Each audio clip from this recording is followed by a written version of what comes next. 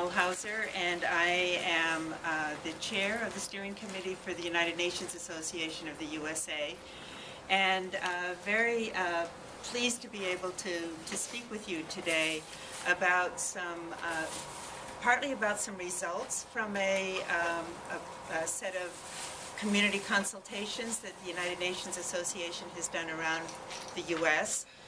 in recent months on the implications of the post-2015 high-level report that I'm sure you are all familiar with. And we had some fairly remarkable findings from that report that is going to be shaping our work over the next several years, and really interested in getting feedback from other people about the results. And this is such an appropriate time for us to be talking about this at the Commission on the Status of Women, because a key finding is that and all of us know, is that the gender equality issues are issues that are important throughout all of the development goals. And also pleased that last week Secretary General Ban Ki-moon said that, as you probably heard at the beginning of many of these sessions, we cannot achieve a world of dignity for all until we end gender inequality in all of its forms. And that's pretty much what we are finding as we look at the results of our community consultations on the post-2015 Millennium Development Goals. And it also helps frame the work of all of our organizations that care about the role of the UN in alleviating gender inequality as we build up to the 2015 is going to be a pretty important year, because it's also the anniversary of the 20th anniversary of Beijing Conference, where all of these issues were also addressed. And I think that the UN, the Secretary General, and the results of our study, as you'll see, our report, is that the gender equality is a priority issue. And Ban Ki-moon notices this, and you've probably all been seeing and hearing about the He for She campaign. That is something we had 12 consultations around the country, and I was involved in the one in Washington, D.C., which is where I'm based, and I led the gender equality breakout session. And the number one thing that came out of that session is that we're never going to achieve gender equality until we are involving men in the issues that are of primary concern of women. And so we see this happening through the UN, we see this happening through the work of the United Nations Association. I just want to introduce some of our panelists who are going to touch on some of the issues that came out of the post-2015 Millennium Development Goals. And our first speaker will be Chris Whatley, who is the Executive Director of the United Nations Association of the USA, which is a project of the UN Foundation with offices here and the main headquarters in Washington, D.C. He's been executive director for less than a year, and before joining UNA USA, he was the Washington office director of the Council of State Governments. So he brings a grassroots perspective to this leadership role in the United Nations Association. And next we will hear from Tripta Singh, who is the Deputy Director for Energy Access at the UN Foundation. And she's going to be touching on a couple of the issues. We all, if we've read the report, we know that issues of sustainability are among the universal goals throughout the post-2015 Millennium Goals. And so she will touch on that, especially particularly with regard to better access to healthcare services, the availability of energy for healthcare services. And then our final speaker will be Jimena Benavente, who is, she serves as the program manager for Change Corps and has done some very creative work with the use of mobile technology to educate. And without giving away too much of what Chris is going to talk about with regard to our community consultations, we found that education was a real high priority, that we're never going to be able to alleviate poverty until all have equal access to education. And many years ago, in 1998, I coordinated an international conference on girls' education. It was the first conference that was ever held in the International Trade Building in Washington, D.C., called the Ronald Reagan Building. And it brought in people from all over the world to talk about the imperative of educating girls. So it's been on our agenda a long time. We're not close, but it is something that we're all going to be working on. So through our panelists, we're going to be touching on many of the important issues that came out of the high-level report on the post-2015 development goals, and then we really would like to hear from you as well, how you are approaching these issues, and how we can work together to accomplish the huge goals of educating girls, providing health, alleviating poverty, and all of the other issues in the development goals. So, with no further ado, Chris Whatley. Great.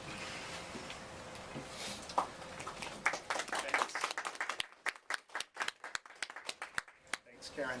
And as Karen mentioned, I'm less than a year into my tenure at UNA, and I was fortunate enough to arrive just as the My World Survey came onto the scene, and kind of in the months after the Secretary General kind of issued his call to action to all UN member states to conduct a grassroots public outreach campaign around the new development agenda.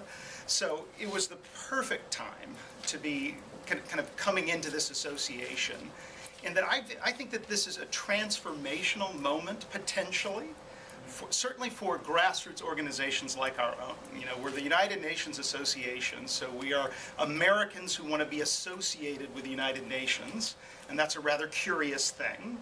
That depending on what kind of news source you consume, you might not think that there was a constituency for the United Nations within the United States, and certainly, you might think that here, on the East Side or in the greater New York metro area, but the idea that in Raleigh, North Carolina, we have committed advocates for the United Nations, and in Kansas City, in Johnson County, Kansas, which is as red states get, there are Americans who want to associate themselves with the United Nations. And why I find the My World process, this effort to create a channel to put individual members, citizens of UN member states into the cockpit of a policy process within the United Nations, why I find that exciting is it allows those citizens who associate themselves with the United Nations to not just talk about the Charter and the Universal Declaration of Human Rights, or use it as a kind of a world affairs forum with perhaps a multilateral flavoring to it,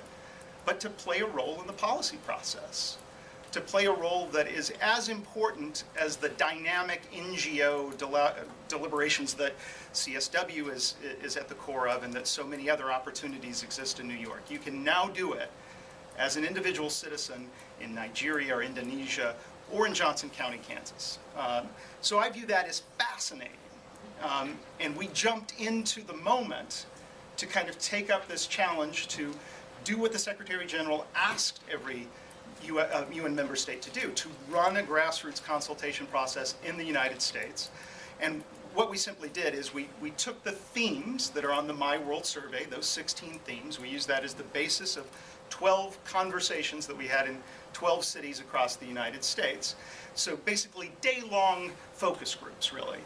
And in total, we touched a little over 1,100 Americans in those events.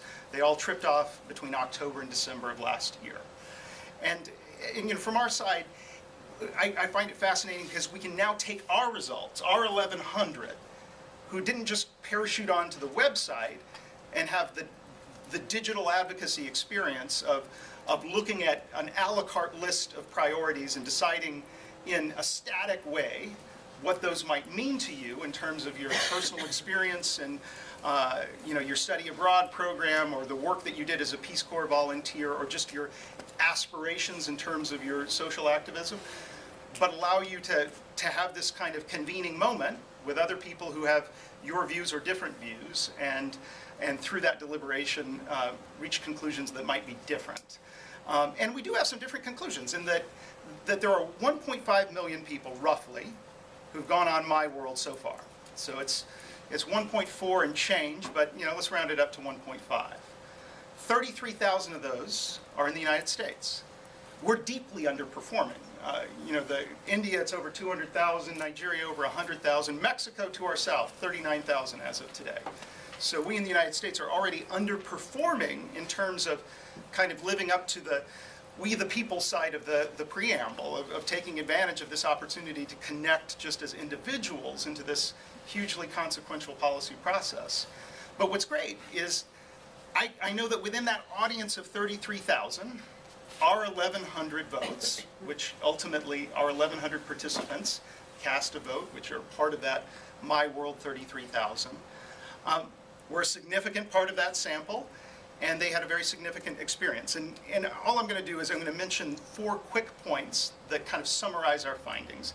We've got, analog paper copies of the 44-page report if you really want to geek out over it, and you can find it in our website if you want to go deep into a particular issue set of the 16. But the things that I find important and that are a story out of this process is, first of all, if we get a new development agenda, if you're monitoring what the Open Working Group is doing and what the nature of the diplomacy is in this moment after 8 rounds of the Open Working Group, it's going to have a universal agenda.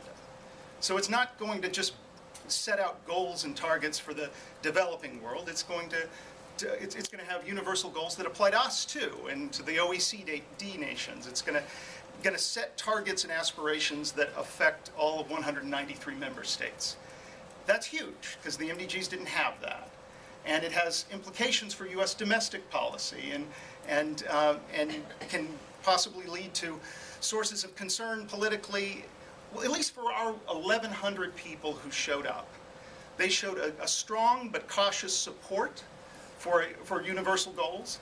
They basically view the opportunity to take the frame of the policy challenges, the 16 themes, and view them as a yardstick for measuring successes in American domestic policy, but also saw some important caution signs that need to be that we need to be aware of as we move forward on it. It's that simply the goals and targets that come out of this process aren't a binding set of obligations that are going to change the way that state and local government or Congress acts in dealing with a whole host of environmental regulations or anything else. What they are shared aspirations and a set of metrics for judging ourselves versus a universal set of aspirations. And if we view them that way, as opposed to interference in U.S. domestic policy, that our audience was very comfortable with it, but very concerned about how they'll be characterized as they go forward. So I think that's a sign that where the diplomacy is going in the new development agenda, and where some of the concerns are of how do you take this and apply it in a domestic context. We as Americans are already used to looking at our performance in education policy versus the OECD. We're all comparing, the state of Maryland, where I've got my 2 young kids in public school, versus Finland. There's not that much of a leap between doing that in education policy and looking at all these other 16 themes, and in a non-binding way, just judging ourselves, celebrating our successes, looking for opportunities and lessons from other nations, but judging ourselves against a universal standard. The other finding that we highlight is just that we do have some global agreement. There's some core themes that come out of the 1.5 million findings out of My World that are echoed completely in the top priority set of ours. Karen mentioned one of them. Education's #1 worldwide for the 1.5 million. It's #1 for the 33,000 Americans who've gone online. It's #1 for our 1,100 people who spend a day thinking about it. Governance, that's #4 worldwide. but it's in that top flight category. It's number 2 for us. A comparable finding. And whether you're in the United States or whether you're in Indonesia, you care about strong, accountable institutions. But the third finding is where we diverge. That we have some specific goals where the conclusions that came out of having a day-long conversation were radically different from the 1.5 million world findings or the 33,000 Americans who just picked up their cell phone and made some choices. And that's in gender and in climate change. And those are critically important to the diplomacy around universal goals and to things that just our own members and lots of other people care about. And on gender, the equality between men and women goal on the My World survey, it ranks number 8 globally. It ranks number 8 among the 33,000 Americans, even though 20,000, almost 21,000 of those 33,000 Americans are women, or women and girls, as you just define it.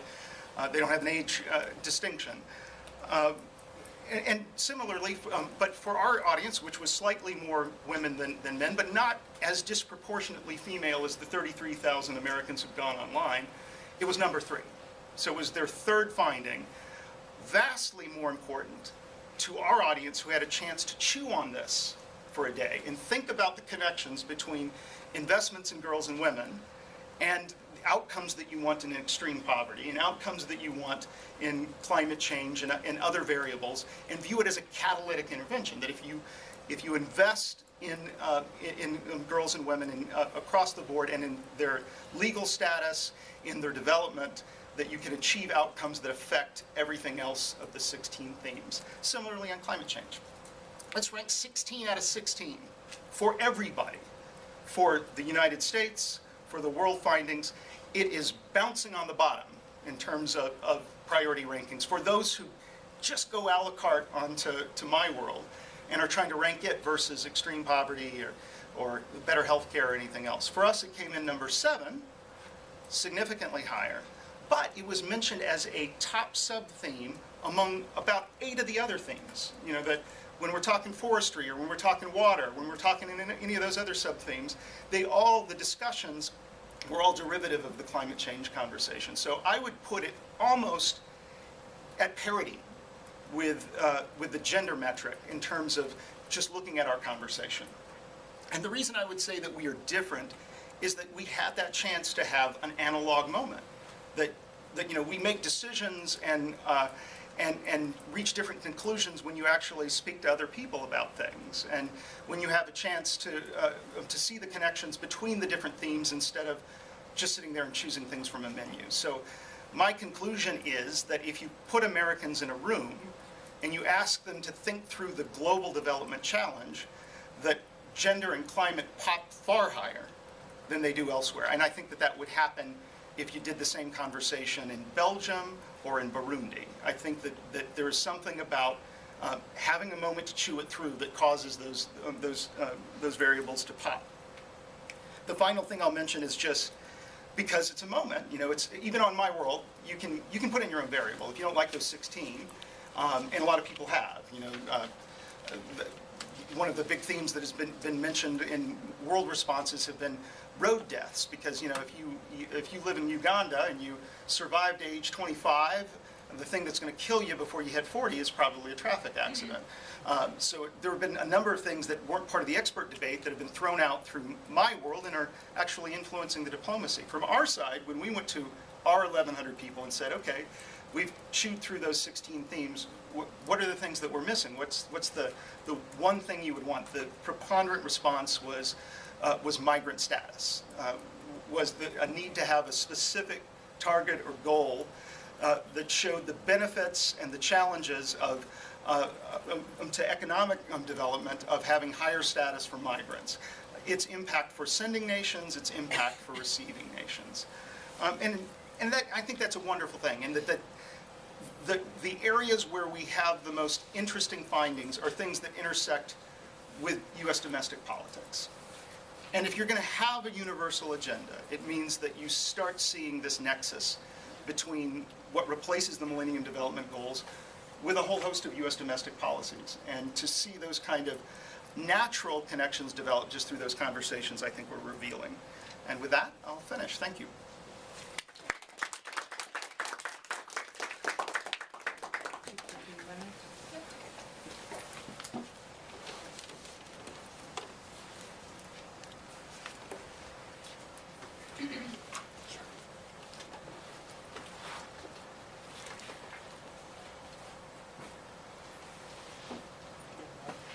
Yeah, let me get over up to the side.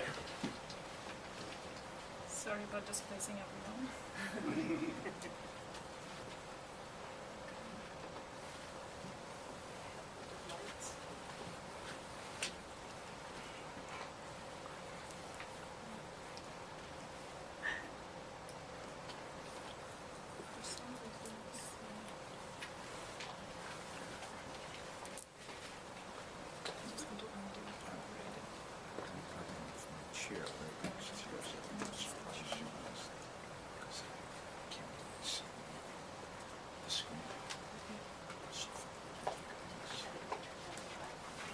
You see that all right, or should we get the lights?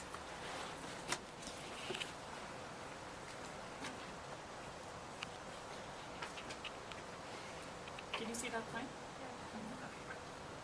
So, well, the topic for today is achieving gender equality in a post-2015 world.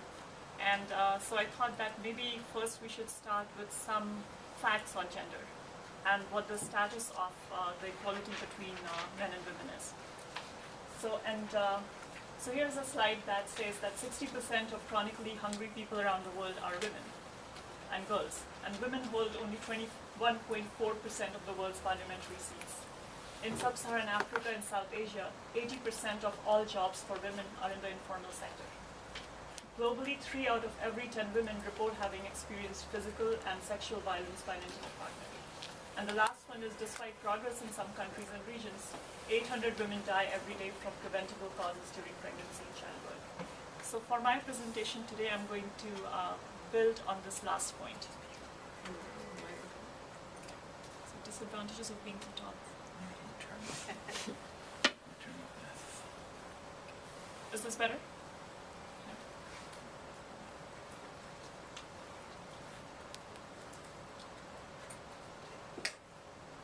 Is this okay? Is it on? Yeah, it was better before. It was better before. Keep going. Oh. So the reason that I want to build on the last point is that, of course, healthcare is important, but also lack of access or availability of services for women is one of the key challenges that underpins almost all of the problems that women face. And so access to healthcare is an important aspect of a number of other development indicators. So there are about 288,000 women that die from poor quality of available services, and there are about 288,000 women who die from pregnancy and childbirth related complications. And in a lot of those cases, those problems are avoidable. But it's a lack of healthcare services that does not let them avail of, in some cases, those simple solutions that can help them. So obviously, it makes sense that ensuring effective provision of maternal and community health services to women in these countries is important.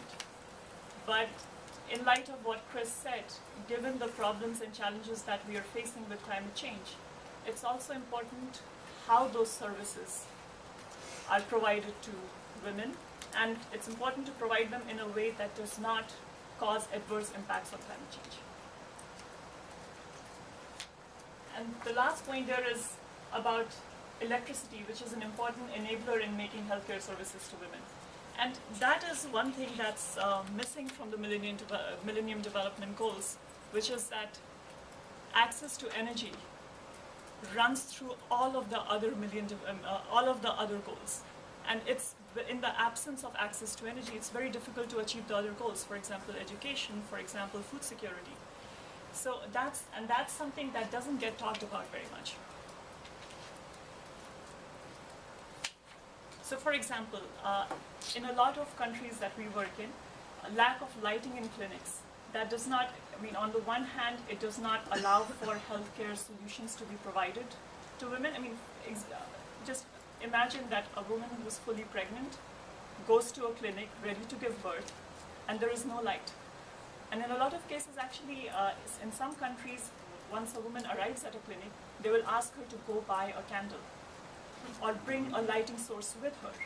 In some cases, women will give birth with just the light that you have in your cell phone. And so these are issues that are really, these are issues and connections that are really important and that need to be made between the different sectors. There's a new analysis by the World Health Organization, and that shows that in 34% of the hospitals in sub-Saharan Africa, there is the access to electricity is unreliable. And these are not small clinics, these are hospitals. These are hospitals where surgeries happen, where medical staff is there, where there is medical equipment. So you are ready for to perform a surgery and the electricity goes out. So imagine working in that situation for medical personnel, and imagine being a patient in that situation. And the last point there says, and there's a map I'll show which kind of juxtaposes hotspots of maternal mortality against countries that have very low access to electricity. And I'm not making a cause and effect connection here just because we don't currently have data that can support that. But it's interesting to see that areas that have very high maternal mortality are the same areas that have very low access to energy. And even if they're not directly related, even if there is not a direct correlation, I'm sure there are connections that can be made between the two.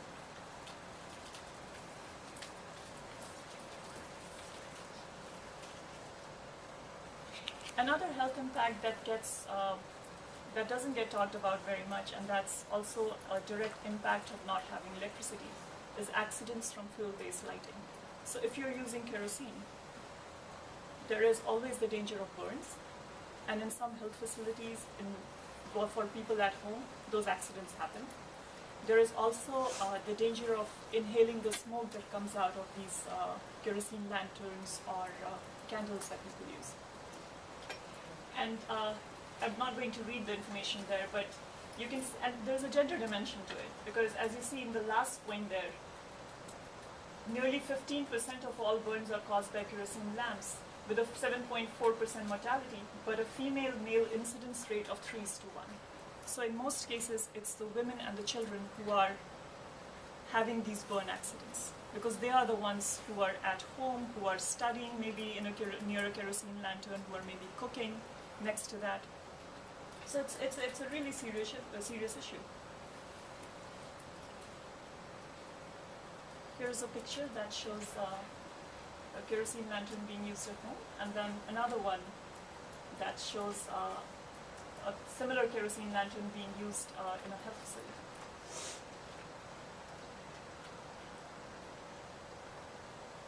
So the question is, what do we do? So in 2011, the UN Secretary General Ban Ki-moon launched this initiative called Sustainable Energy for All. And the initiative has 3 goals: universal access to energy for all, which of course no one can argue with that. There's no reason that a child should have to study by a kerosene lantern, or a woman should have to give birth next to a cell phone light. The second one is doubling the global rate of improvement in energy efficiency, and the third one is doubling the share of renewable energy in the global energy mix. The last 2 goals are directly obviously connected to climate change as well, because I mean you can't really mitigate climate change even unless you put energy efficiency improvements in place, or unless you use renewable energy for some of the energy needs that are there now, but also energy needs that will only grow in the future.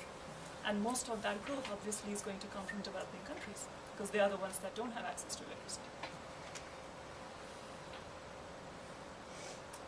So within the Sustainable Energy for All initiative, there is, and I won't go into too much detail on this, but there are several high impact opportunity areas.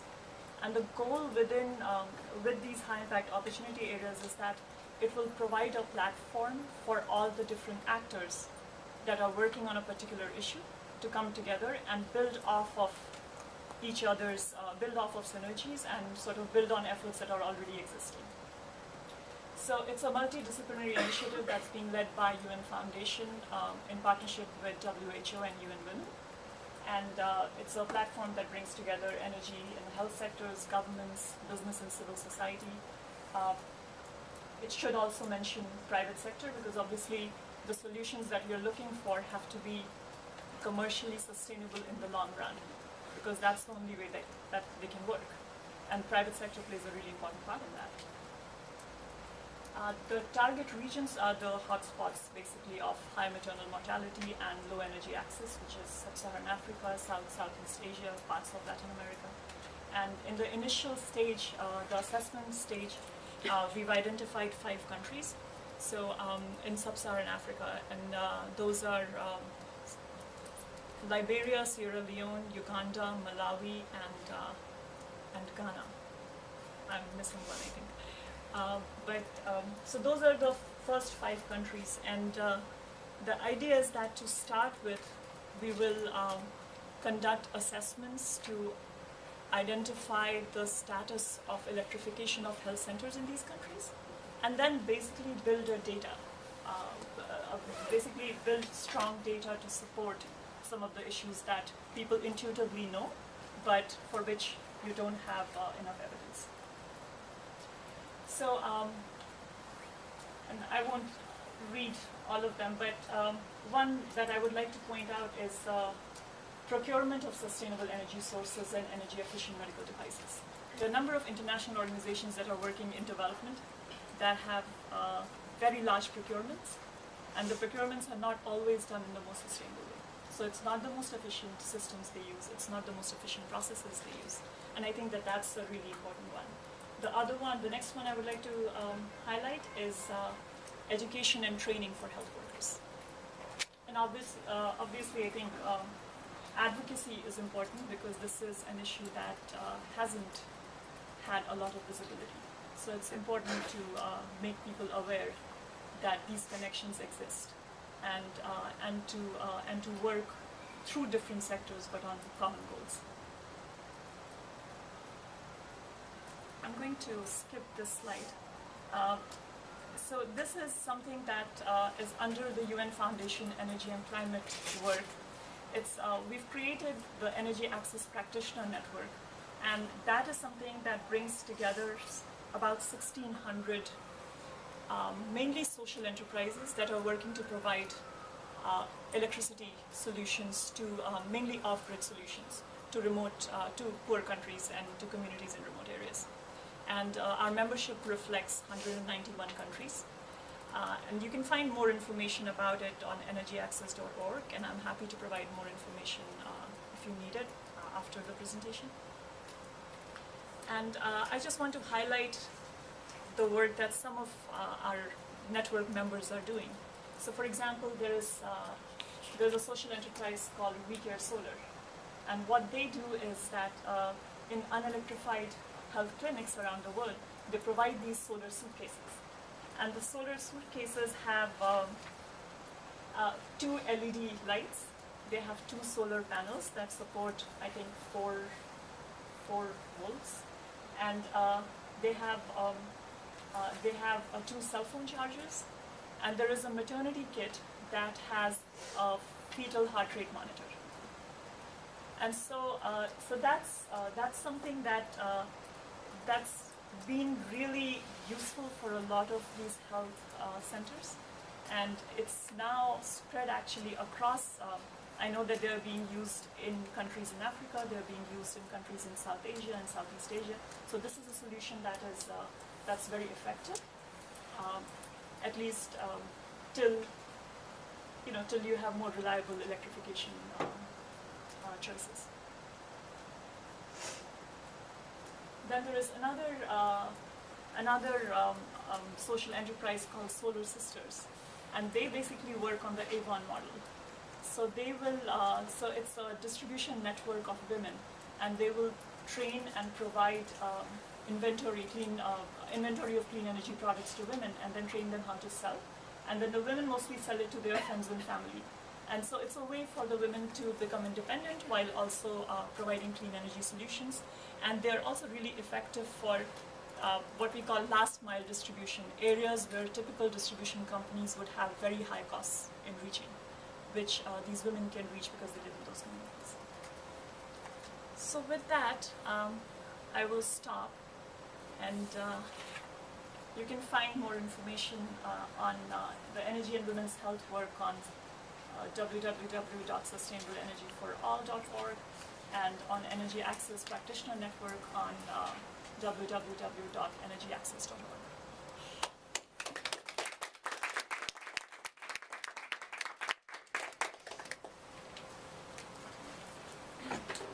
Do you have slides also? I don't. Okay, so we sit down.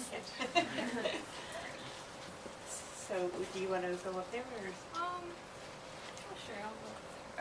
we can just do it this way? I'll be great. It's not working, so it doesn't matter. Oh. You go wherever you're most Alright. comfortable. Okay, so that was a very interesting presentation, by the way. There's very strong connections between health and energy access now. But I want to give you a different perspective on how we can achieve change that is not necessarily from the advocacy and fighting for the debate about women's rights has been shaped by rights, precisely, fighting for more rights, and on the advocacy side. But we have come up with different tactics and strategies to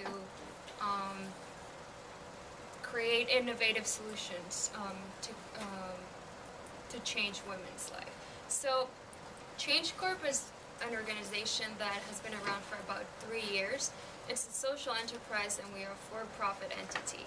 And our mission is to create commercial mobile services that educate people in emerging markets, but also create social impact.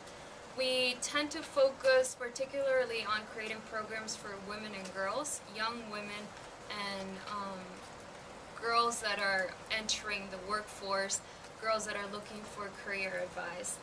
We also work with a lot of women agricultures and women that are looking to expand their businesses.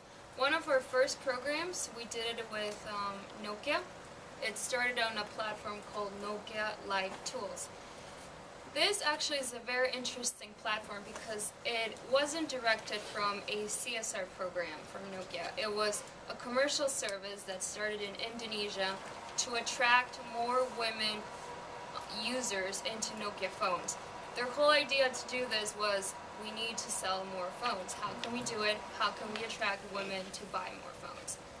They created different channels of education, say language literacy, health, business, parenting, you name it, they had a channel for it. They went on to markets like China, Indonesia, Tanzania, Nigeria, and some other countries in Africa and India.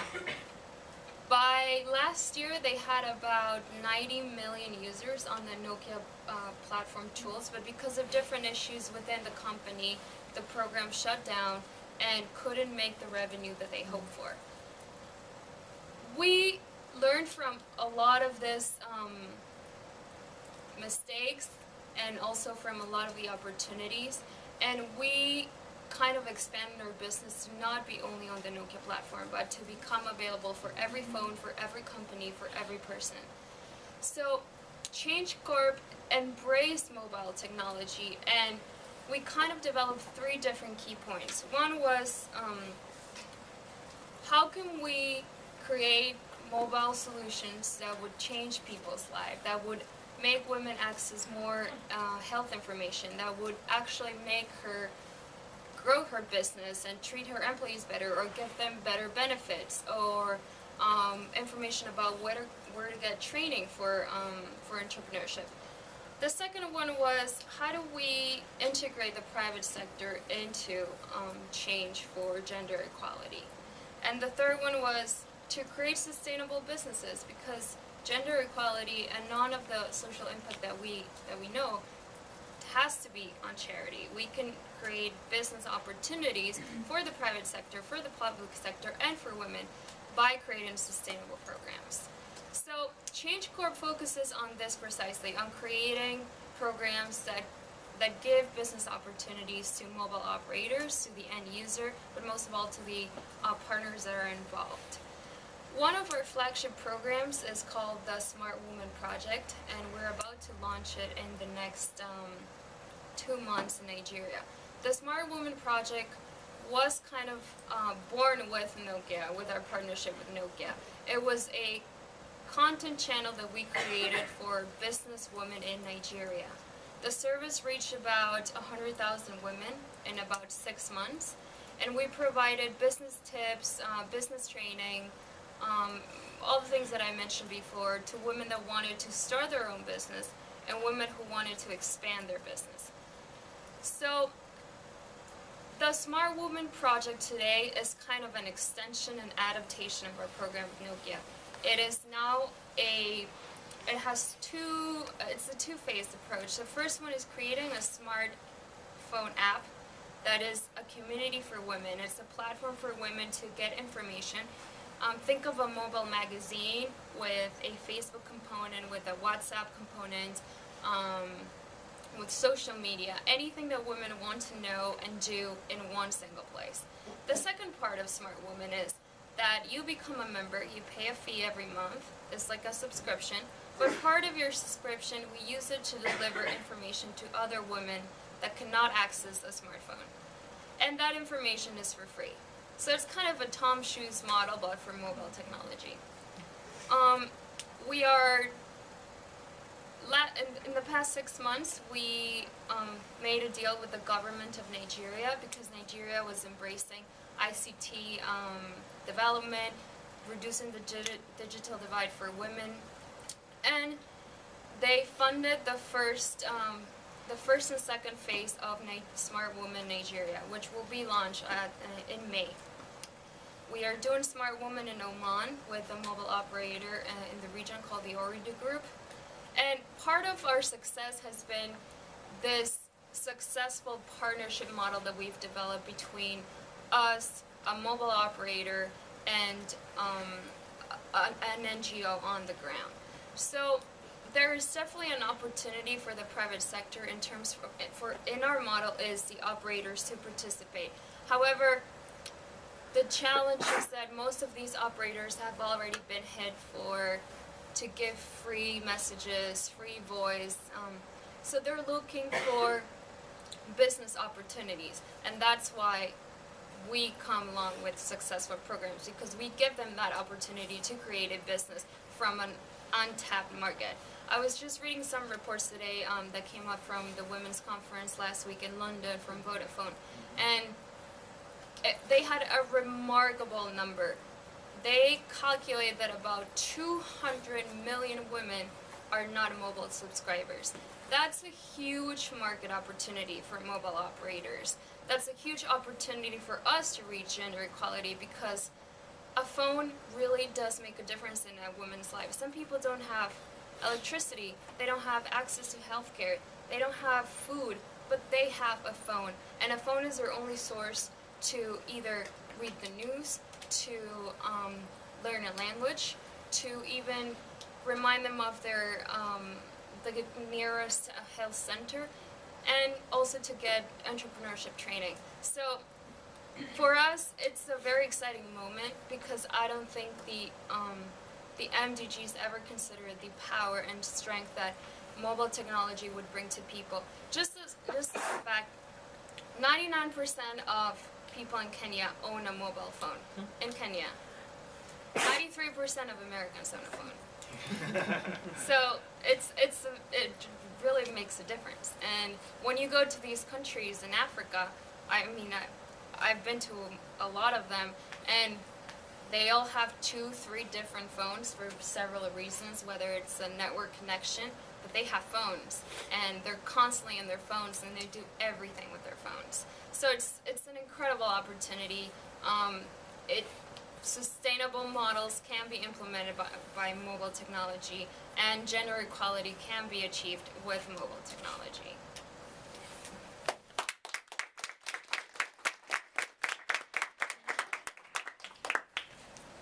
Well, what we have been learning in the last 40 minutes or so is what we were learning in our community consultations, and that is how all of these different development goals are interconnected and related.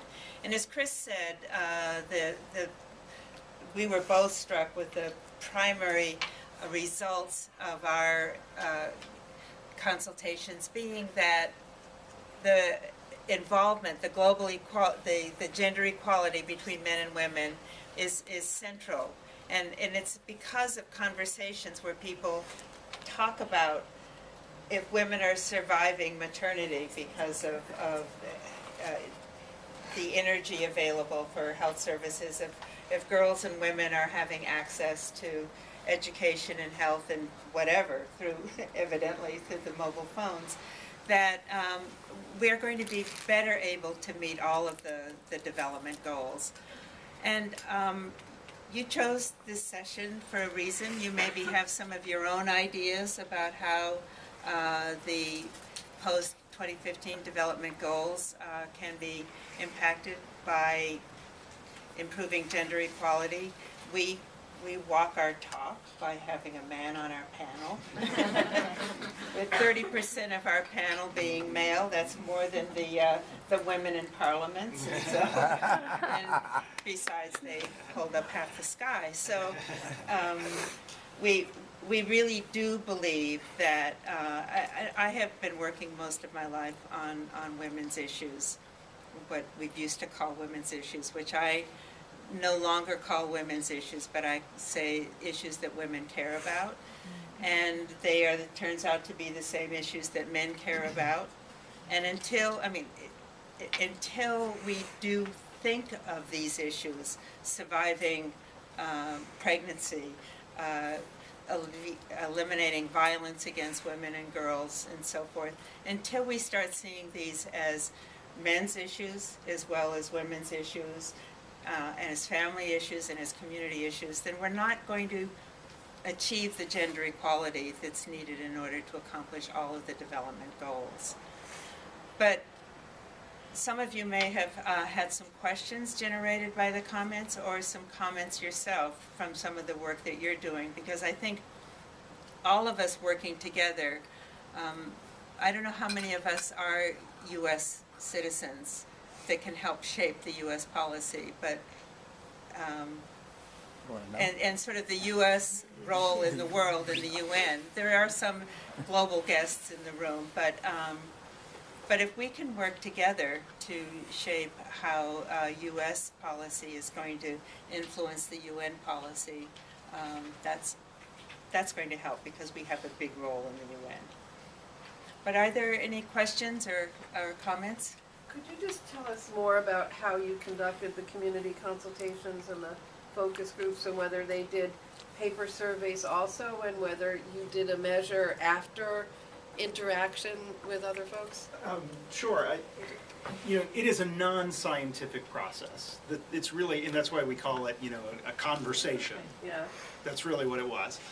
And basically, these we chose 12 cities that would be relatively representative, so middle of the country, coasts, bigger places, smaller places, and then they were designed to be public forums. They were hosted by our chapters, but we didn't want to have a conversation within the association.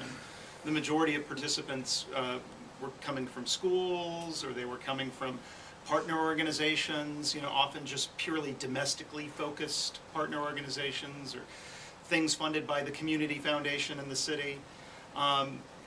But I wouldn't want to say that, we're not trying to say this is a representative sample. It's not a survey result. And we didn't do a pre-test, post-test moment. So my assumption, having been at 8 of these, that the process of being able to see the report backs of 16 different themes before you wrote up your conclusions on what you chose, that I'm assuming that is the intervening variable that caused us to have such high gender numbers and such high climate change numbers. There's no way of saying for sure, but what I can say is it's different when you listen to 16 themes report back and 9 of them mention a gender investment. You know, the energy side ends up talking about gender as a sub-theme when they're reporting out on energy access. And certainly the education theme is talking about gender. And then at the end of it, you choose. Then you're viewing gender not as a rights discussion, you're viewing it as an investment decision. You know, that investing in women and girls is a way of reaching all the other outcomes. So, but it is a non-scientific process. It's us trying to draw a conclusion based on a conversation as opposed to an analysis. It's very valuable Yeah, as thank an you. academic. Yeah. You know, I think that model is something we're missing when we're so concerned with IRBs and, you know, random samples. And I think eliciting that kind of interaction is really interesting. And what was especially interesting was the bringing together the local community that are dealing with the same issues of health and poverty and inadequate education. And we believe that it helped them see that what we're dealing with in our own communities is relevant to the global community.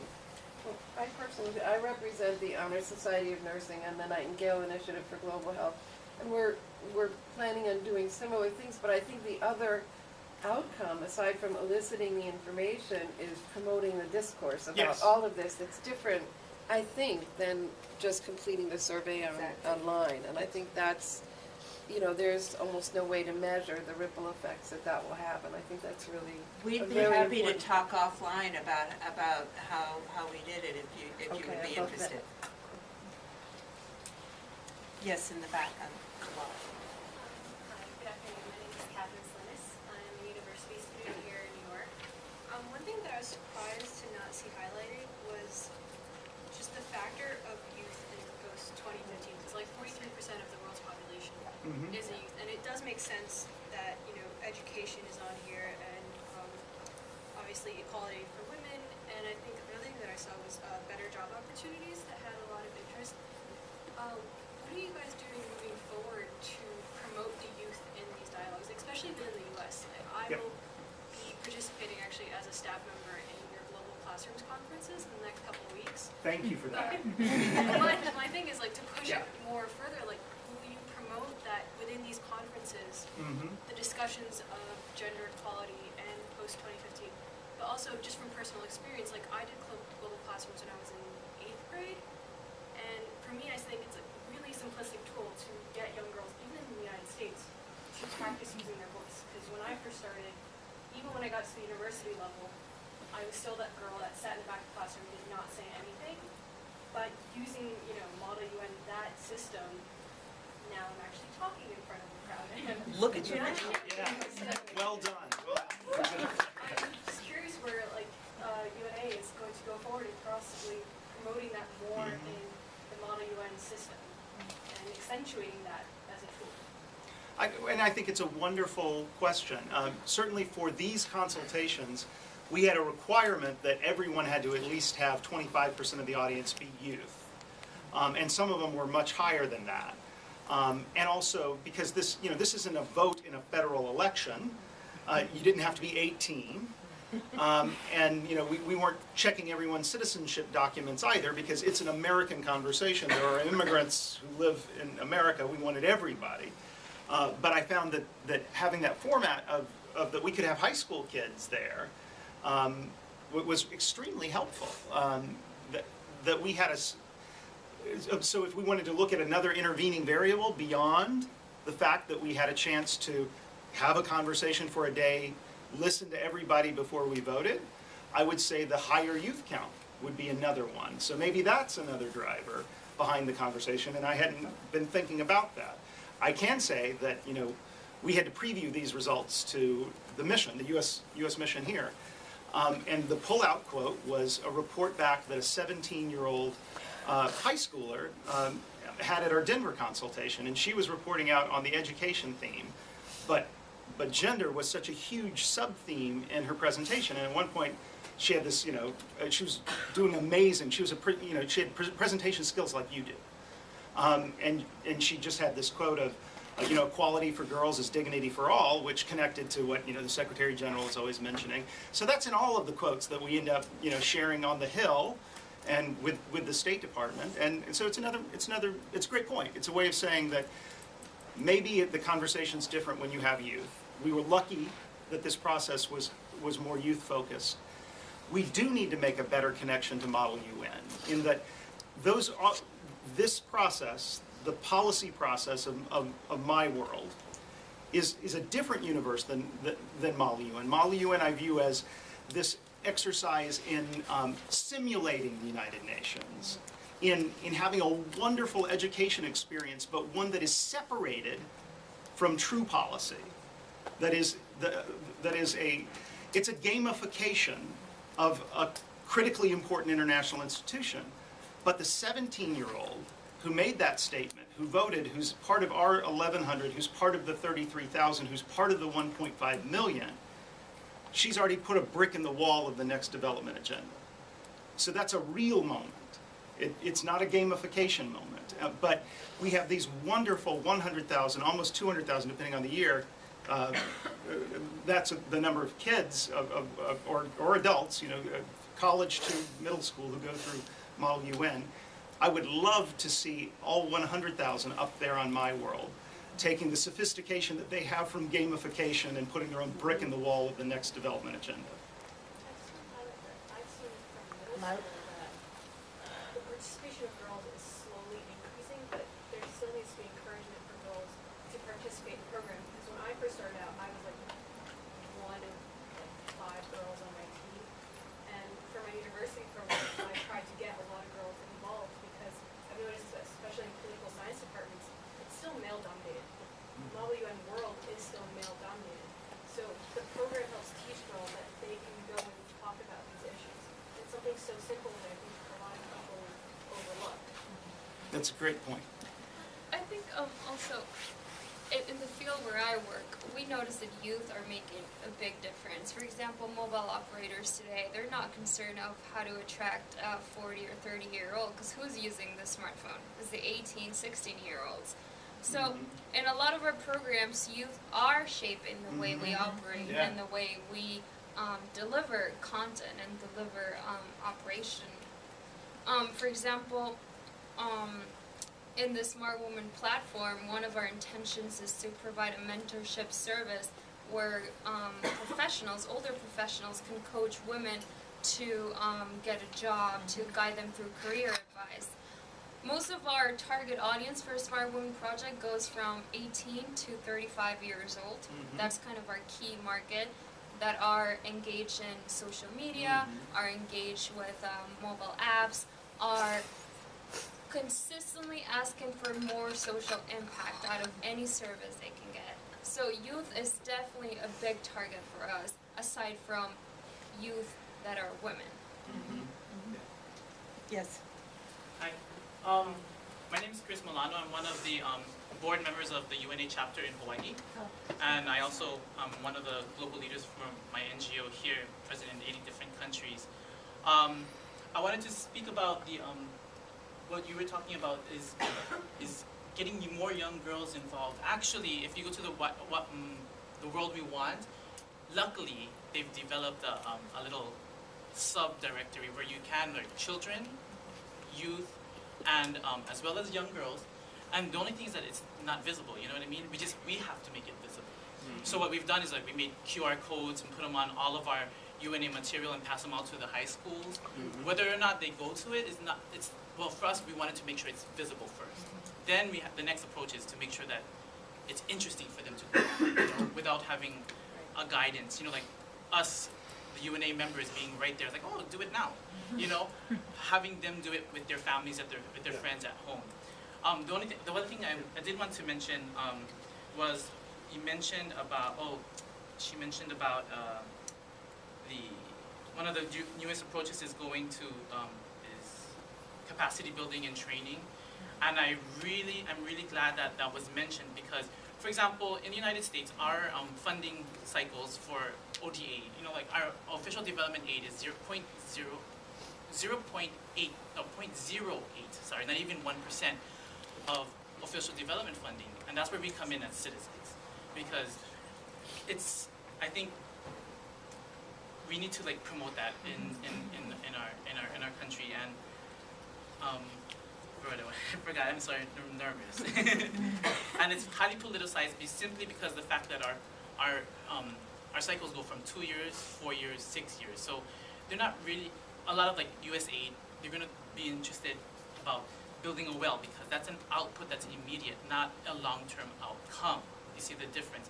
And so as an American, as a person who supports the UNA, and I'd like to get all of our chapters to look at that long-term, it's outcomes rather than outputs. And I'm glad that you guys brought that up. Thank you. Thank you. You know what, I think that's where mobile technology makes a difference because we are trying to get away from having this limitation of funding where we only work for a period of 2-5 years and we have to be concerned of how we spend that money, and a lot of those grants are restricted where you can use them for certain things but not for others. In this space, and now even more so, making sustainable businesses and engaging the user to the point where the content that you've given them is so valuable to them that they are willing to pay for it is it's never heard of. Right. There is such an opportunity there, and this is why so many operators in the emerging markets are jumping into a lot of these social impact programs. This is an excellent point, really. Yes, I want Levin. to really say a few things. My name is Gail Davis, and I was listening from the back of the room and so forth. And what's really interesting is what everyone has said in the young lady. My niece was just recently in the Model UN, okay? And I want to, for me, it's coming from a different point of view. You know, I'm hearing a lot about women, you know, through the whole conference, inequality, and personally, I think if we keep coming from a place in a context of inequality, a lot of boys are saying to me, because I work with a lot of boys and girls, they're saying, you keep saying it's unequal, teach us and us to be a part of it because there's being resentment that's being caused. So it's about partnership. There's no unequal thing, because if you have women thinking they're unequal, they'll continue to think that and the solution doesn't come.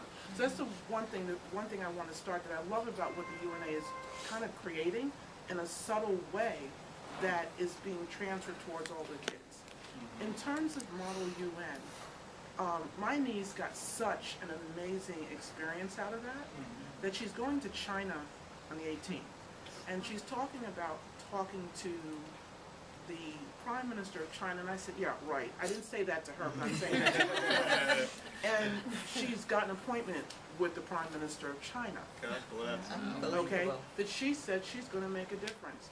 So I want to say that the Model UN does make a difference, and I think that from what you were saying earlier, it's important in a sense, it is important that the young girls get a chance to make the decision, but we have to have them grow. We don't want them to become adults right away. Our technology has allowed our kids not to have fun. And then I want to share something about the mobile thing. That's amazing what you're doing. I just don't want us to forget about all ages. Because when you focus on youth too much, there becomes so much youth, and with all due respect, because I hear this from even the young people, the youth today are sometimes doing some really stupid things. Because when we focus too much on the technology, we forget what life is like. The internship movie showed that in itself. It doesn't last that long, youth, you know? It doesn't last, and we have to give that a chance. So I grew up during technology, I'm in technology, and smartphones are great. But my nieces were raised at 13, 14, and 16 to not utilize technology. And they have their iPhone and all that until they need to. They use their brains, and they're teaching the kids around them to do the same. So the smartphone technology is great, but we have to stop saying older people and younger and bring everyone together as what the UNA classrooms are doing. So I'm sorry if I'm a little outspoken in that respect, but I believe that the whole integration is important, and that what the gentleman was saying is that they live it. And that's all I wanted to say. I'd like to just respond to that, and then there are a couple of other hands, and that is that the chapter that I'm involved with, I work at the national level as a volunteer with UNA, but in the DC area chapter, we're going through a strategic planning process that is involving how to integrate all of the ages. When I started as president 5 years ago, I was often the youngest person at the table, and I said, this is not sustainable. And so I said I would only be president if they would allow me to lead some efforts to bring in young people. We now have 60% of our membership is under the age of 40. We do Model UN with middle classes and high school. And now what we want to do is integrate the ages. And as you say, I love the word partnership. It's one of my favorite words. And until we can have everyone in the same room having these conversations, then somebody's going to feel left out. So. Well, the boys really do feel left out. They tell me all the time, how come everyone's focusing on the girls? You know, why don't they teach us? They want to know. Yeah. Well, and I think that that's part of it. The focus on the girls is, as Ban Ki-moon says, it's the he for she and she for he kind of effort. Exactly. Yeah. You had your hand up. Yes. Hi, my name is Neil Blunstein. I represent Universal Esperanto Association for 5 years. We have offices in this building. In regards, it's been maybe a year. I believe I've been at your website and I looked it over and I liked it a year ago. I believe is that possible? It's a year ago, and so I can't pretend to be updated, but I enjoyed, Chris, that you compared that you have a good website, but Americans are a small minority of the people participating. And I just wanted to suggest two problems that during my 5 years and hundreds of meetings at the UN, I rarely hear brought up about Americans and what they know and what they can do. And I periodically read, and every time I read it, it astonishes me that somewhere between 75 and 85% of Americans do not own passports, and so they cannot travel. And so I question the quality of America's information if we compare them with certain nations that can travel, or the fact that Americans generally have 2-week vacations and don't have the 1-month vacations that allow travel. So I'm thinking about quality and why Americans are not participating at your website, and why they're maybe not motivated to think in a worldly manner. So vacations and passports. Could you comment? Well, I think, first of all, I like the fact that you think it's my website. I wish it was my website. I love it. You know, it's UNDP's website. I'm baffled that there aren't more Americans on it. You know, I've made sure that my 11-year-old at her, 11th birthday, every darn one of those 5th graders was on it, casting their vote. I wish that more of those MUNers were doing it and Facebook booking it all. Yeah, I wish everyone here, if you haven't done it yet, do it on the phone on the subway. But maybe you're onto something.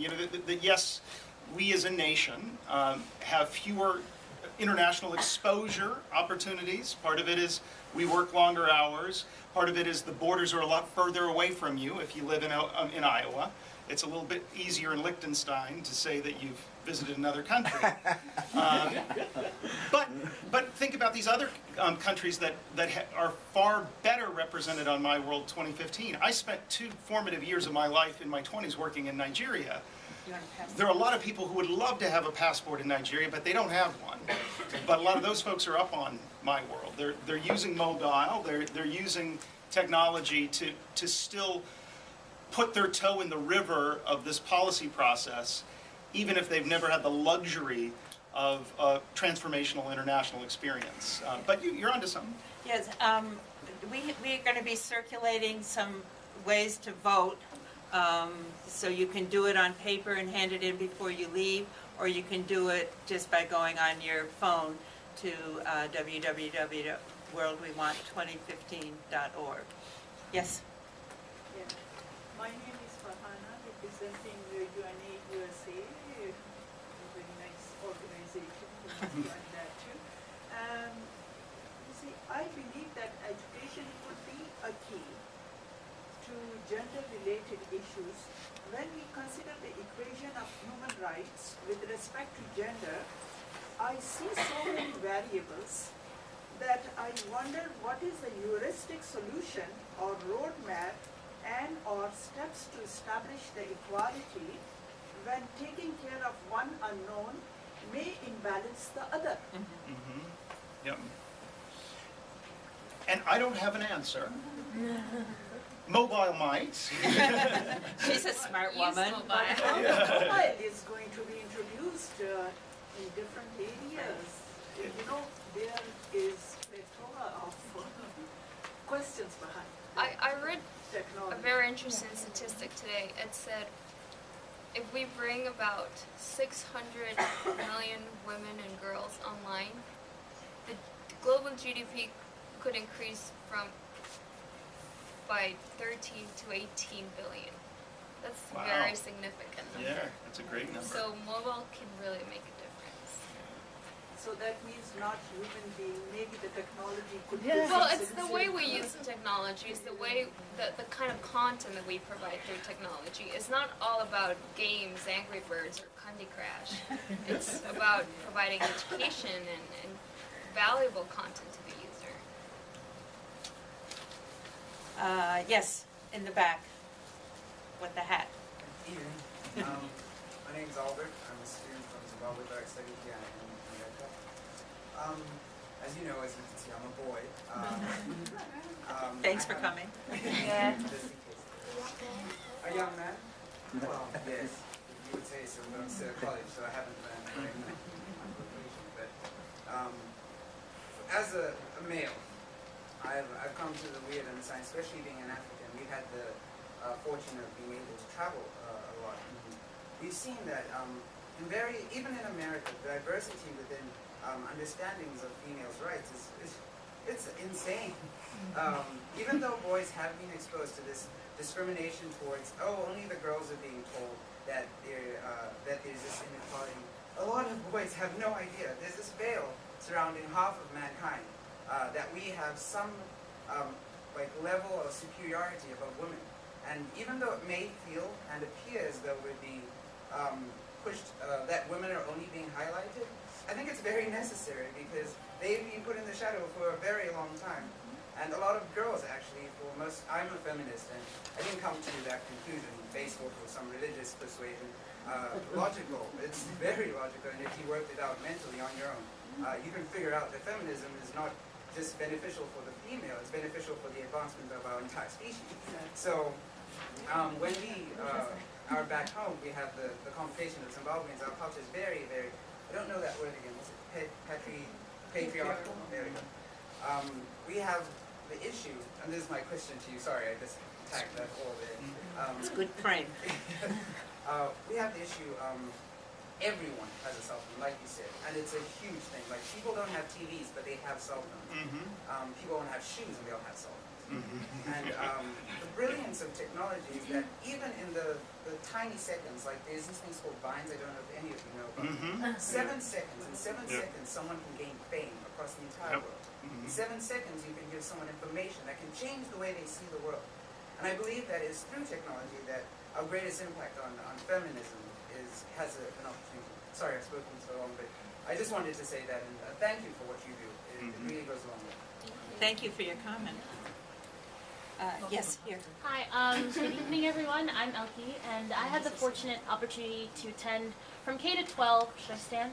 Yeah. Should I stand? Sure. Okay. Hi everyone. My name is Elke, and I attended the United Nations International School from kindergarten to 12th grade. And both my parents, actually, my mom works for the United Nations Development Program, and my dad works for the UN. So I had the fortunate opportunity of coming across a lot of youth from all over the world who are very interested in becoming members and becoming founders of organizations, as I have. But unfortunately, we have so many barriers to actually coming and making change with the organizations when it comes to money, when it comes to advocacy, when it comes to representation in high-level meetings. So my question to you and every